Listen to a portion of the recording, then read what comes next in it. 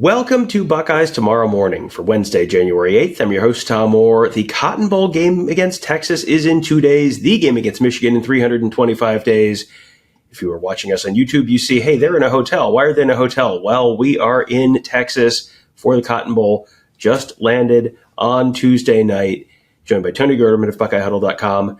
Tony, the first thing we asked the driver when we got in the car was, what's going on with the weather? Because everyone's been very, very nervous about the weather. So what is going on with the weather and what might it mean for the Cotton Bowl? Well, the latest from our Lyft driver and also from the weather apps has been greatly downgraded from the 12 to 15 inches that was being talked about. And of course, in these situations, you always glom onto like the worst possible outcome. But now it's looking like a much lesser amount of snow, maybe somewhere between, Tom, 3 to 6, 1 to 4, 1 to 6, somewhere in that area, and then some rain as well. And if it's warm enough to rain, then you figure the accumulation of the snow won't be as great as they had originally thought. And so, yeah, it was getting pretty dicey there for a little while, and now it's looking better. But Tom, ask tomorrow. Yeah, we'll see what the forecast looks like tomorrow. And there is potentially some ice as well, which could complicate things. So, not out of the woods necessarily weather-wise, but not nearly as dicey as it was looking a day or so back. Ross Dellinger of Yahoo had a report where he talked to some folks with the Cotton Bowl. And his tweet was that bowl officials met with emergency management, law enforcement, CFP leaders, and meteorologists today as they continue to monitor the winter storm approaching Dallas. Teams are still scheduled to arrive on Wednesday. We'll get to that in a minute. He says there's been little to no serious discussion about postponing the game as of now, according to those with knowledge of the discussions. The forecast is for 3 to 6 inches of snow Thursday and no ice now. So there are no plans as of now to cancel any fan events or other game day events. So that's all trending in a very positive direction. Plus, we must credit our Lyft driver who's been out on the highways all day saying that he's seeing them prep for weather, whether it's salt treatment or whatever they're doing. They are preparing for it. So that was good to hear. Yeah, that definitely good to hear, because I know there's always a little bit of a concern when you go to a southern city, like exactly how ready are they for winter weather? And, you hear the story about Tom Herman when he was an Ohio State assistant abandoning his car on the side of the highway on a recruiting trip in, I think, Atlanta, right?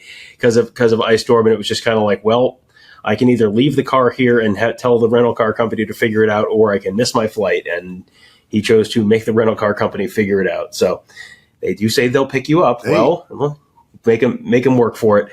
So hurts, don't it? Well struck. Well struck.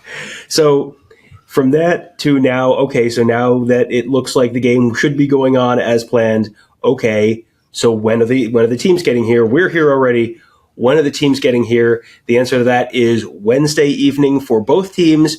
We are planning to have live coverage of both team arrivals as well. Yeah, Texas will get here first. It's a shorter trip for them. And then Ohio State will be here a little bit after. But Texas arrives around, 5:30 Eastern, and then Ohio State around 7:30 Eastern. And so we will we'll be running from one hotel to the next, I suppose, in order to get everything for you guys. Yeah, I have not looked yet how far away those hotels are. But yeah, I'm sure Dallas is a confined place. I'm sure we can walk to it. Yeah, I'm sure. It's right next to the Sun Bowl, I think. So, yes, it's very, very close to here, I'm sure. Yeah, it'll be a little bit of a fire drill, but it was a little bit of a fire drill at the Rose Bowl, and that worked out okay in the end. So we'll be keeping an eye on that. And the arrivals are a little more elaborate than they were at the Rose Bowl, where the Rose Bowl was kind of you showed up and you got a couple players for just a few minutes. This is you're going to be talking to offensive coordinator, you're going to be talking to defensive coordinator, you're going to be talking to a couple stars from the offense, a couple stars from the defense. So we will get a chance to talk to Quinn Ewers on Wednesday evening, as well as Texas offensive coordinator Kyle Flood and defensive coordinator Pete Kwiatkowski. And then we'll get a chance to talk to Chip Kelly, Jim Knowles, several Buckeyes as well. So should be a really eventful first day at the Cotton Bowl. And then we'll have coverage kind of earlier in the day as well. We'll have plenty to talk about. But let's just hit a couple kind of big themes that we're expecting to be talking about this week. I think it would be hard to have a conversation about this year's Cotton Bowl without having the Quinn Ewers conversation. Obviously, he's going to be a pretty big story just in terms of the on-field, but then the off-field story is going to be a pretty interesting one to think as well. Yeah, and for those that don't know, he originally signed with Ohio State, and then he transferred. That's right, he signed with Ohio State, and then he transferred to Texas, and of course, graduated a year early in order to do so. And from the moment that he graduated a year early, that was pretty much the death knell for his time at Ohio State, even though he may not have admitted it then. But I saw somebody ask, is this like a revenge game for Quinn Ewers? I'm like, I don't know that there's any kind of vengeance needed here. It's just the quarterbacks, the average quarterback plays at more than one place now. So I don't think you can I'm going to show those guys. That was what? 2 weeks of his college life basically was at Ohio State, a place that he wanted to go, and originally wanted to go to Texas, but there was just crap happening at Texas. So it's like, well, you go to your next place, and then once Texas solidifies, you're like, you know what? I'd like to go back there. Plus, I'm never playing in front of C.J. Stroud. Right? Yeah, he got to Ohio State at a time when it was like, well, I guess there at least in theory could be an open quarterback competition, and you didn't have to watch C.J. Stroud very long to figure out, hey, this guy's pretty good at playing quarterback. And a true freshman early enrollee who should be in his senior year of high school is going to have trouble matching up with a future number 2 overall pick who's already been in the offense for a couple of years. And he wasn't an early enrollee. He was an August enrollee. Right. Well, yeah. So, sorry. Yeah, I see what you're saying. Early, a year early, but also a late arriving early enrollee. It was bad timing all around. It was a situation that ended up not being set up for success. But he has had nothing but positive things to say about Ryan Day and his time at Ohio State, and Ryan Day's had nothing but positive things to say about Quinn Ewers and his time at Ohio State. So, yeah, I think there are going to be people who are trying to make this a more adversarial thing than it could be.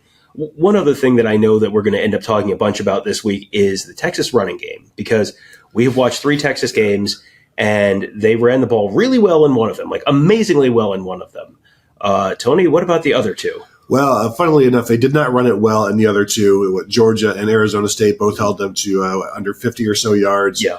In their 2 games against Georgia, I think 55 carries for 60 yards this year, and then Arizona State stoned them as well. So, to me, the 280 yards they went for against Clemson is the complete outlier here, because I wouldn't expect that to happen against Ohio State. So, just a really bizarre fluctuation. And so I think you look at what Arizona State was able to do, you look at what Georgia was able to do, you'd figure Ohio State would be able to do something similar to that.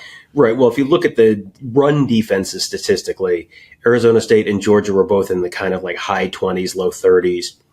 Clemson was, I think, 99th in the nation in terms of yards per carry allowed. Ohio State is something like 2nd in the nation in terms of yards per carry allowed. So you would figure they should be able to hold Texas more in the Georgia-Arizona State range than the Clemson range. But we will all find out together on Friday night at Jerry World, 7:30 Eastern kickoff for that game. We're going to have all sorts of coverage for you this week, starting on Wednesday with those team arrivals, and then we'll have head coach presser on Thursday. We're going to have a lot of stuff to talk about. We'll see how much stuff we can do around town. We have grand plans for all of this stuff, and it's but if it's snowing, we might just sort of be stuck at the hotel, so we might have to get a little more creative. But the best thing you can do is make sure you are subscribed to our YouTube channel at youtube.com/Buckeye Huddle, because whenever we do something live, I'm going to guess we'll have an extended live show at some point. Maybe do some, that may be something we try and do on Wednesday during the day if everyone's voice is holding up okay after weeks of bowl travel. And then we'll have obviously team arrivals on Wednesday night, and then the head coach press conference on Thursday. Plenty more coverage also throughout the week, all at BuckeyeHuddle.com. And if you are considering becoming a member, boy, would this be a great time to do it, because guess what? Your first month is just $4.99, and your first month could include a whole bunch of very interesting, very high stakes, and potentially very exciting football games between the Ohio State Buckeyes and 3 other potential national powerhouses. Texas, Notre Dame, Penn State. There is not a boring potential opponent on that list. So we're going to be talking about all that stuff at BuckeyeHuddle.com. Also talking about a potential very big transfer portal edition for the Buckeyes. That's something we're talking about right now on the Huddle board. And then, of course, keeping an eye on the weather as well. Sports and weather on the 8s. It's just what we do at BuckeyeHuddle.com. That'll do it for today. Thank you guys all for joining us. Have a great day. We'll talk to you tomorrow.